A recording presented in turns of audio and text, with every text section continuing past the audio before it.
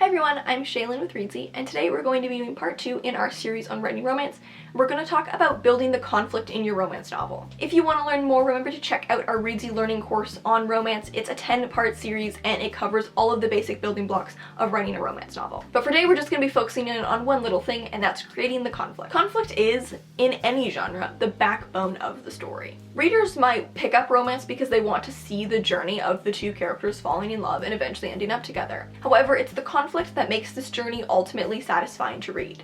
It would be a very boring and pointless novel if the characters met on page 1 and then just fell in love with absolutely no obstacles, preventing them from being together. It's really only satisfying in the end if the characters were kept apart by both internal and external forces. Now, it is a standard of the romance genre that the novel will end happy, but in order for this to be earned, there has to be some conflict along the way. This is the idea of risk versus reward. There needs to be a clear reason why the characters don't take a chance on this relationship right from the start. There needs to be a clear risk involved for them. However, this makes the reward of the characters ultimately ending up together more important. Let's start by talking about internal conflict. It's key in any genre. Internal conflict is the conflict the character has with themselves. Because of their internal conflict, they're going to change as a person, which will eventually lead them to the conclusion that being together is worth it, even though this isn't what they believed at the start. Character change is going to come from a flawed belief system that they carry with them, and that belief system will be challenged and eventually proven wrong in the face of true love. So for example, if one character had had their heart broken in the past, they might have sworn off love and decided that love is not worth the risk, but by the end of the novel,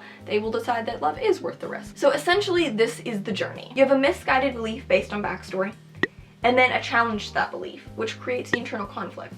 This leads to character change, and then eventually the characters choosing to be with each other now that they've grown as people. Now let's take a look at the external conflict, because while the internal conflict is also crucial, it needs to be balanced out with the external conflict. Internal conflict alone doesn't really create a plot, which is why you need an outside problem. These are going to be the external forces keeping your characters apart, as well as problems that they need to face and overcome together. There should be an interplay of conflict here, so the character's internal growth is spurred by having to face and overcome external obstacles. Facing external conflict together is what will strengthen the characters' relationships and bring them together. So it's really important that they have a common goal and a challenge that they have to overcome together as a team. At the end of the book, both the external and the internal conflicts will be resolved. There are kind of two ways that this can go about. Either the external conflict will be resolved, and this will make the characters have realizations about themselves, therefore solving their internal conflict, and then therefore leading them to decide to be together. Or they'll have a personal epiphany first, which will lead them to be able to solve the external conflict,